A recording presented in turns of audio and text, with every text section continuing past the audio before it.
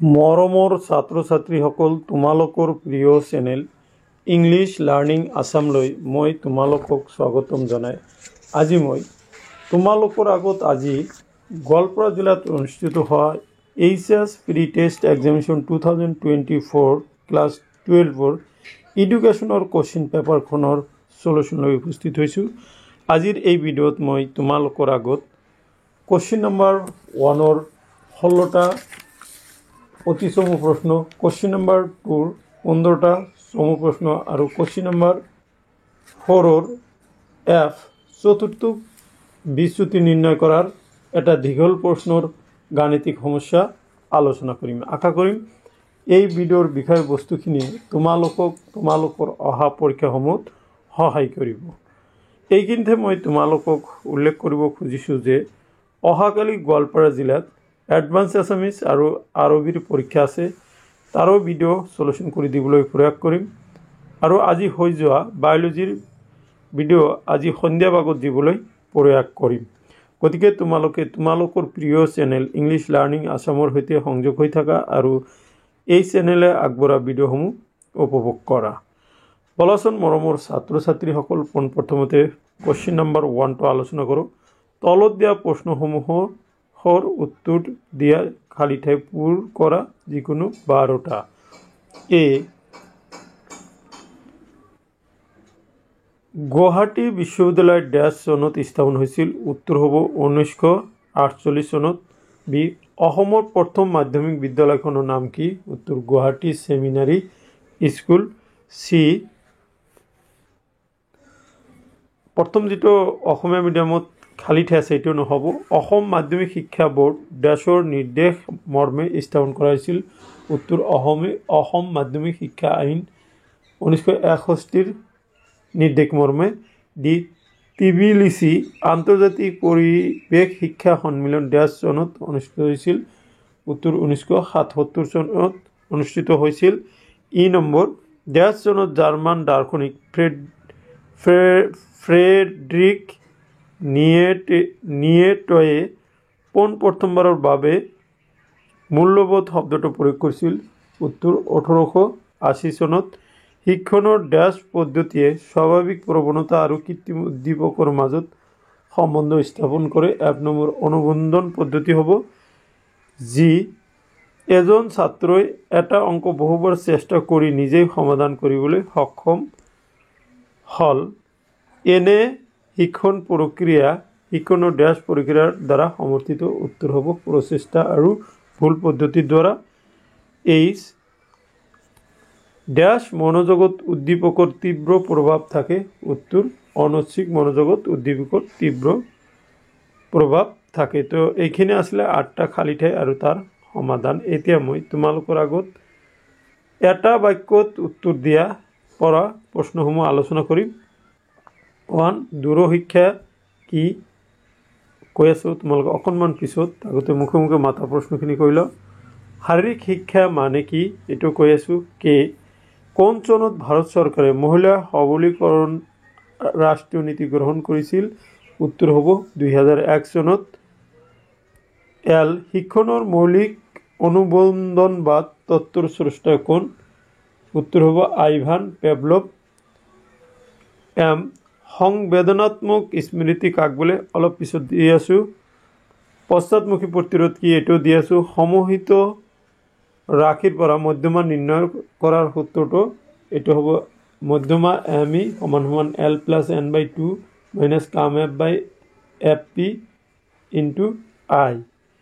তাৰপিছত হ'ল বহুল্যক কাক বোলে? বহুল্যক হ'ল সামগ্ৰী শ্ৰেণীত যিটো ৰাশি আটাইতকৈ বেছিবাৰ থাকে সেই ৰাশিটোৱে হৈছে বহুল্যক। এতিয়া মই তোমালোকৰ আগত যিখিনি মুখে মুখে মাতি গ'লোঁ সেইখিনিৰ উত্তৰ, লগতে যিখিনি উত্তৰ দিয়া নাই সেইখিনিৰ উত্তৰ তোমালোকৰ আগত আলোচনা কৰিম। এইটো হ'ল তোমালোকৰ কোৱেশ্চন নম্বৰ 1ৰ answer. 1B C D। Okay, তাৰপিছত 18 নম্বৰলৈ চোৱা আৰু ই নম্বৰলৈ চোৱা।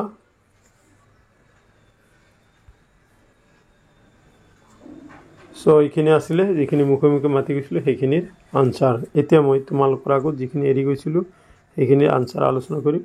পোনপ্ৰথমতে মই তোমালোকৰ আগত আলোচনা কৰিম দূৰশিক্ষা কি। দূৰশিক্ষা হ'ল ব্যক্তিসকলৰ দৃষ্টিভংগীক বিস্তৃত অৱস্থালৈ অগ্ৰসৰ কৰোৱা এবিধ শিক্ষা। ই আধুনিক শিক্ষাৰ জগতৰ এটি অভিনৱ সংযোজন। শাৰীৰিক শিক্ষা মানে কি?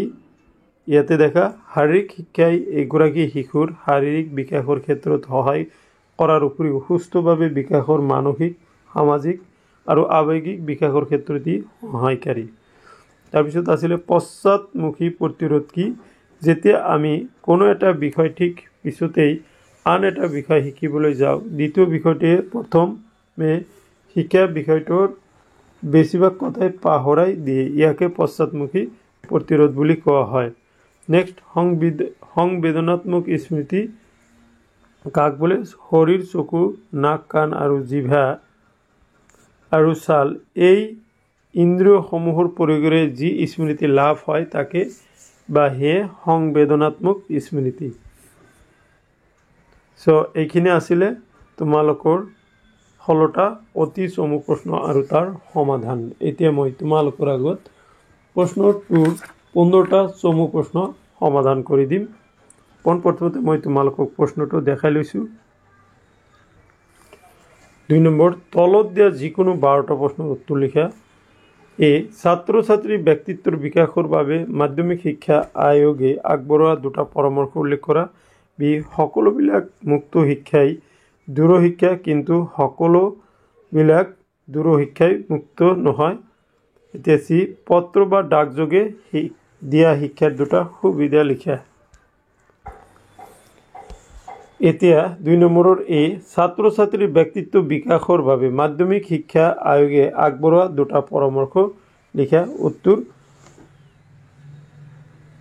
ছাত্ৰ ছাত্ৰীৰ ব্যক্তিত্বৰ বিকাশৰ বাবে মাধ্যমিক শিক্ষা আয়োগে আগবঢ়োৱা 2টা পৰামৰ্শ হ'ল 1, ব্যক্তিৰ শাৰীৰিক বিকাশ, 2, ব্যক্তিৰ মানসিক বিকাশ, 3, সামাজিক জ্ঞানৰ চাহিদা, 4, ব্যৱহাৰিক জ্ঞানৰ চাহিদা।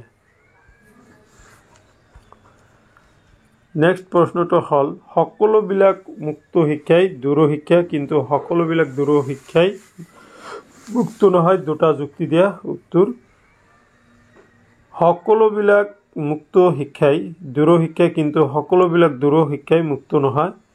ইয়াৰ 2টা যুক্তি হ'ল 1, শিক্ষক আৰু শিক্ষাৰ্থীৰ মাজৰ সম্পৰ্ক, 2, মিতব্যয়ী আৰু নমনীয় শিক্ষা ব্যৱস্থা। নেক্সট, পত্ৰযোগে বা ডাকযোগে শিক্ষাৰ 2টা সুবিধা উল্লেখ কৰা। পত্ৰযোগে বা ডাকযোগে শিক্ষাৰ 2টা সুবিধা হ'ল 1, জীৱনব্যাপী শিক্ষা আহৰণ কৰাত সুযোগ প্ৰদান কৰে, আৰু 2 নম্বৰ, অৱসৰ সময় সুস্থভাৱে পালনত সহায় কৰে। নেক্সট মই তোমালোকৰ আগত 4টা প্ৰশ্ন মাতি যাম। মূল্যবোধৰ শিক্ষা বুলিলে কি বুজা? ই, মহিলা সবলীকৰণৰ ধাৰণাটো ব্যাখ্যা কৰা। পৰিৱেশ শিক্ষাৰ 2টা উদ্দেশ্য উল্লেখ কৰা। যি, শাৰীৰিক শিক্ষাৰ 2টা উদ্দেশ্য উল্লেখ কৰা। প্ৰশ্নটোত আছিল মূল্যবোধৰ শিক্ষা মানে কি? মূল্যবোধ শিক্ষা বুলিলে এনেবোৰ শৈক্ষিক কাৰ্যসূচীৰ অন্তৰ্ভুক্তিকৰণৰ কথা সূচায় যিবোৰে ব্যক্তি আৰু সমাজৰ উন্নতিৰ অবিহনে যোগায়। অৰ্থাৎ এই কাৰ্যসূচীবোৰে সমাজ এখনক স্বীকৃতি প্ৰদান কৰাত সহায় কৰে। ই এজন ব্যক্তিৰ সৰ্বাত্মক বিকাশ অৰ্থাৎ শাৰীৰিক, মানসিক, নৈতিক, সৌন্দৰ্যবোধক, সামাজিক আৰু আধ্যাত্মিক বিকাশত সহায় কৰে। নেক্সট প্ৰশ্নটো হ'ল মহিলা সবলীকৰণ বুলিলে কি বুজা? 1985 চনত নাইৰোবিত অনুষ্ঠিত হোৱা আন্তৰ্জাতিক মহিলা সন্মিলনে মহিলা সবলীকৰণৰ সংজ্ঞা বা মহিলা সবলীকৰণৰ বিষয়ে কৈছে। মহিলা সবলীকৰণ হ'ল সামাজিক শক্তি আৰু সম্পদ নিয়ন্ত্ৰণ ব্যৱস্থা মহিলাৰ হিতাৰ্থে পুনৰ বিতৰণ কৰাৰ প্ৰক্ৰিয়া। নেক্সট, পৰিৱেশ শিক্ষাৰ 2টা উদ্দেশ্য উল্লেখ কৰা। উত্তৰ, পৰিৱেশ শিক্ষাৰ দুটা উদ্দেশ্য হ'ল পৰিৱেশত অন্তৰ্নিহিত বিভিন্ন কাৰক আৰু সেইবোৰৰ মাজত থকা সম্পৰ্কৰ বিষয়ে জনা, 2 পৰিৱেশৰ সংৰক্ষণ আৰু পৰিৱৰ্ধনৰ বাবে প্ৰয়োজনীয় মূল্যবোধৰ মনোভাৱ দায়িত্ব আহৰণ কৰা। 3 নম্বৰ পৰিৱেশ সম্বন্ধীয় সমস্যাৱলী চিনাক্ত কৰা আৰু সমাধান কৰাৰ কৌশল আহৰণ কৰা। 4 পৰিৱেশৰ সমস্যাবোৰ বুজি উচিত প্ৰক্ৰিয়া প্ৰকাশ কৰাত আৰু সমাধানৰ বাবে চেষ্টা কৰাত সহায় কৰা। নেক্সট শাৰীৰিক শিক্ষাৰ দুটা উদ্দেশ্য লিখা। উদ্দেশ্য দুটা কি কি ইয়াতে 4টা দিছোঁ। নম্বৰ 1 শাৰীৰিক বিকাশ সাধন, নম্বৰ 2 সামাজিক গুণৰ বিকাশ সাধন, নম্বৰ 3 দক্ষতা আৰু মূল্যবোধৰ বিকাশ, 4 ব্যক্তিত্বৰ সৰ্বাত্মক বিকাশ। নেক্সট কোশ্চিন অন্তৰ্দৰ্শন শিক্ষাৰ অৰ্থ কি? I স্মৃতি প্ৰক্ৰিয়াৰ লগত জড়িত যিকোনো দুটা পৰ্যায় বা স্তৰ উল্লেখ কৰা। যে এজন ব্যক্তিৰ আগ্ৰহ প্ৰবাহিত কৰিব পৰা দুটা উৎস বা উপাদান উল্লেখ কৰা। নেক্সট স্মৃতিৰ বাবে বিস্মৃতিৰ প্ৰয়োজন কাৰণ দৰ্শোৱা। সো এই 4টা প্ৰশ্নৰ আনসাৰ এতিয়া মই তোমালোকৰ আগত আলোচনা কৰিম। অন্তৰ্দৰ্শন শিক্ষণৰ অৰ্থ কি? অন্তৰ্দৰ্শন শিক্ষণ পদ্ধতি সামগ্ৰিকতাবাদ তত্ত্বৰ ওপৰত প্ৰতিষ্ঠিত। সামগ্ৰিকতাবাদী মনোবিজ্ঞানীসকলৰ মতে শিক্ষণ এক মানসিক বা বৌদ্ধিক কাৰ্য যি শিক্ষণৰ পৰ্যবেক্ষণ, অনুভৱ শক্তি আৰু অন্তৰ্দৰ্শন ক্ষমতাৰ লগত জড়িত। নেক্সট স্মৃতি প্ৰক্ৰিয়াৰ লগত জড়িত যিকোনো দুটা পৰ্যায় বা স্তৰৰ নাম লিখা। স্মৃতি প্ৰক্ৰিয়াৰ লগত জড়িত যিকোনো দুটা পৰ্যায় বা স্তৰ হ'ল 1 শিক্ষণ লাভ বা অভিজ্ঞতা আহৰণ, 2 সংৰক্ষণ ৰিটেনশ্যন, 3 পুনঃস্মৰণ ৰিকল বা ৰিমেম্বাৰিং, 4 প্ৰত্যাভিজ্ঞা ৰিকগনিশ্যন। নেক্সট স্মৃতিৰ বাবে বিস্মৃতিৰ প্ৰয়োজন কাৰণ দৰ্শোৱা। বিস্মৃতিক স্মৃতিৰ এক কাৰক বুলি গণ্য কৰা হয় কাৰণ যিকোনো শিক্ষণ অভিজ্ঞতাৰ আহৰণৰ পিছত ভৱিষ্যতে স্মৃতি লাভৰ অৰ্থে প্ৰতিৰূপ বা চাপসমূহ মনত সঞ্চয় কৰি ৰাখিব লাগিব। আনহাতে আমি সকলোৱে জানো যে সংৰক্ষণ ক্ষমতা জন্মলব্ধ বাবে ই সীমিত। বিস্মৃতিয়ে পুৰণি অপ্ৰয়োজনীয় প্ৰতিৰূপসমূহ অচেন মনৰ গভীৰ স্থলীলৈ ঠেলি পঠোৱাৰ ফলস্বৰূপে সচেতন মন নতুন জ্ঞান অভিজ্ঞতা আহৰণ কৰি সংৰক্ষণ কৰিবলৈ সমৰ্থ হয়। সেয়েহে বিস্মৃতি স্মৃতিৰ বাবে প্ৰয়োজনীয় বুলি কোৱা হয়। নেক্সট এজন ব্যক্তিৰ আগ্ৰহক প্ৰভাৱিত কৰিব পৰা যিকোনো দুটা উৎস বা উপাদান উল্লেখ কৰা। উত্তৰ দৈহিক অৱস্থা, 2 বৌদ্ধিক অৱস্থা, 3 লিংগ পাৰ্থক্য, 4 পৰিৱেশৰ প্ৰভাৱ, 5 শিক্ষণ পদ্ধতি। নেক্সট L নম্বৰ মানসিকভাৱে স্বাস্থ্যৱান লোক এজনৰ থাকিবলগীয়া দুটা সামাজিক গুণ উল্লেখ কৰা। M উচ্চ শব্দ বা হুলস্থুল আৰু জিকমিক পোহৰে আমাৰ মনোযোগ তৎক্ষণাৎ আকৰ্ষণ কৰে কাৰণ দৰ্শোৱা। লেখচিত্ৰৰ দুটা প্ৰকাৰ উল্লেখ কৰা। নেক্সট নম্বৰত এটা মেথমেটিকেল প্ৰব্লেম দিছে। এখন বিভাজন তালিকাৰ Q3 = 78.43 আৰু Q1 = 61.44 চতুৰ্থ বিচ্যুতি নিৰ্ণয় কৰা। সো এইখিনিৰ আনসাৰ মই একেলগে তোমালোকৰ আগত আলোচনা কৰিছোঁ।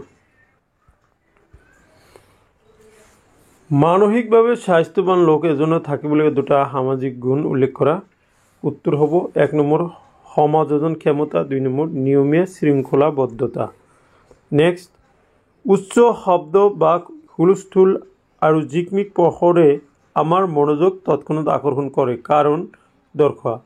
উচ্চ শব্দ বা হুলস্থুল আৰু জিকমিক পোহৰে আমাৰ মনোযোগ তৎক্ষণাৎ আকৰ্ষণ কৰে কাৰণ নম্বৰ 1 বিষয়বস্তু বা উদ্দীপক অতিশয় শক্তিশালী আৰু আকৰ্ষণীয় হয়, 2 ব্যক্তিৰ মনোযোগ তাৎক্ষণিকভাৱে আকৰ্ষণ কৰিব পাৰে।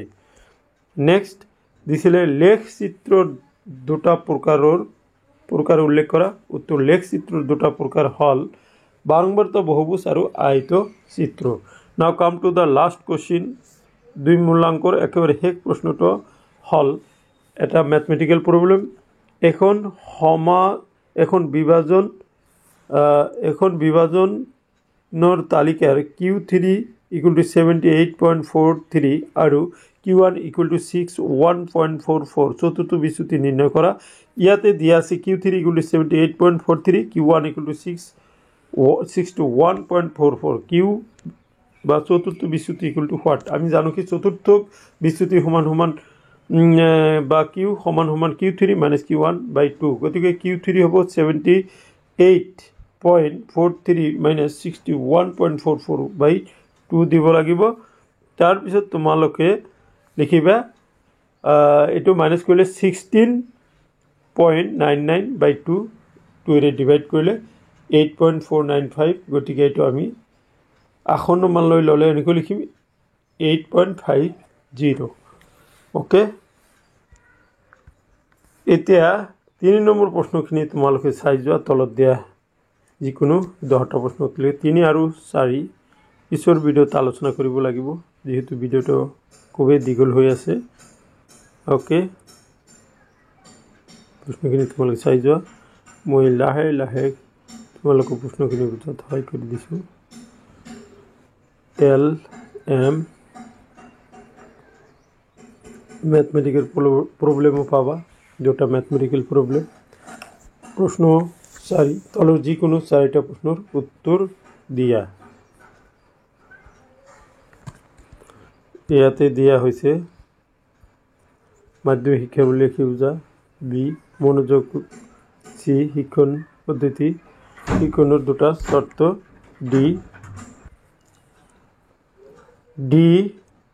ই এফ এফ নম্বৰটো মই তোমালোকৰ আগত সলিউশন কৰি দিম বুলি মই ভিডিওৰ প্ৰথমতে কৈছিলো মই আজি এটা ভিডিও আপলোড কৰিছিলো তাতে পাইছি তোৰা চতুৰ্থ বিচ্যুতি আলোচনা কৰিছিল সেইখিনি আহিছে জাস্ট অংকটো অকনমান সেপাৰেট কৰি দিছে তোমালোকে নিশ্চয় সেইখিনি বুজি পাবা সো এইটো হল এফ নম্বৰৰ প্ৰশ্ন এফ নম্বৰটো মই তোমালোকৰ আগত সলিউশন কৰি দিম এফ নম্বৰত হল তলৰ বিভাজন তালিকাৰ পৰা চতুৰ্থ বিচ্যুতি নিৰ্ণয় কৰা ক্লাস ইন্টাৰভেল ফ্ৰিকোয়েন্সি দিয়া আছে তোমালোকে স্ক্ৰিনশট মাৰি লোৱা আৰু মোৰ লগে লগে তোমালোকে ঘৰত এটো প্ৰ্যাকটিস কৰিব পাৰা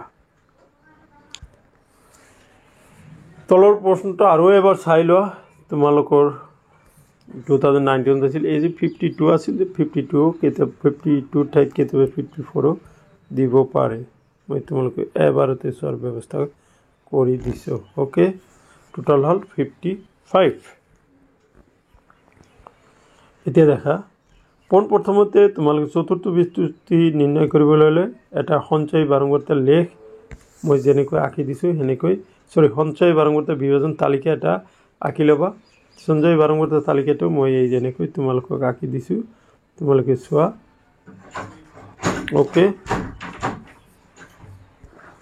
মৰমৰ ছাত্ৰ ছাত্ৰীসকল তোমালোকে নিশ্চয় মোৰ ভিডিওটো চাইছা মই ৰাতিপুৱা ভাগত এটা ভিডিও দিছিলো তাতে কৈছিলো যে সঞ্চয় বাৰংবাৰিতা কেনেকৈ নিৰ্ণয় কৰিব লাগে at first you write the given class interval frequency তাৰ পিছত commutative frequency টো তাৰ পিছত তুলাব লাগে commutative frequency তোমালোকে যেটো এটো ডাঙৰৰ পৰা সৰু আহিছে তলৰ পৰা তোমালোকে তলৰ মানটো যেটো 5 to 9 দি আছে 2 লিখা 2 ৰ লগত হেই 5 টো যোগ কৰা 5 ৰ লগত আকৌ এই 5 যোগ কৰিলে 20 এই 12 হয় 12 ৰ লগত 8 8 যোগ কৰিলে 30 30 ৰ লগত 10 40 এনেকুৱা কৈ তোমালোকে আগবাঢ়িব লাগে আগবাঢ়িলে তোমালোকে এটা কি সঞ্চয় বাৰংবাৰিতা বিভাজন তালিকা পাবা তালিকাটো পালা সবতকৈ দৰকাৰী কথা হল তোমালোকৰ যে চতুৰ্থ বিচ্যুতি নিৰ্ণয় কৰিবলৈ হলে তোমালোকৰ Q1 আৰু Q3 উলিয়াব লাগিব গতিকে Q1 থকা শ্ৰেণীটো আৰু Q3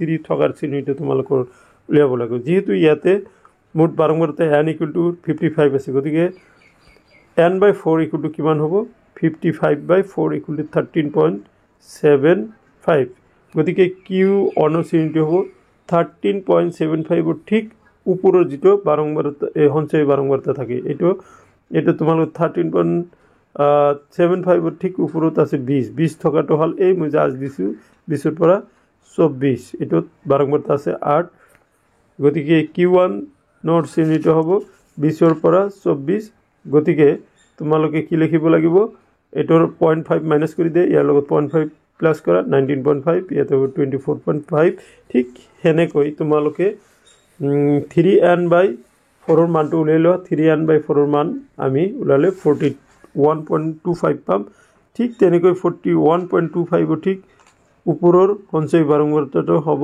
43 গতিকে 43 থকাটো হল 35 to 39 এটোত বাৰম্বাৰতা আছে 5 গতিকে Q3 ৰ শ্ৰেণীটো হ'ব 35 to 39 গতিকে এটো কি হ'ব তোমালোকে লিখিব লাগিব 34.5 to 39.5 এতিয়া পাই গলো যে চতুৰ্থ বিচ্যুতি q = q3 - q1 q1 ৰ ফৰ্মুলাটো তোমালোকক কৈছো l plus n/4 minus gamma f/fp into I যত তোমালোকৰ l ৰ মান এটো তোমালোকৰ ইয়াতে দিয়া আছে ঠিক হেনেকৈ q1 ৰ সূত্ৰত মানখিনি বহাই দিছো 20.59 পাইছো আকৌ ঠিক q3 ৰ মান formula hall l plus 3n/4 minus gamma f/fp into I যাৰ যি মান এইখিনি মই অকনমান শৰ্ট কৰি দিছো তোমালোকে অলপ মিলাই লবা বুজি নাপালে কমেন্ট কৰিবা মই আকৌ আৰু এটা এক্সাম্পল লৈ তোমালোকক বুজাই দিবলৈ চেষ্টা কৰিম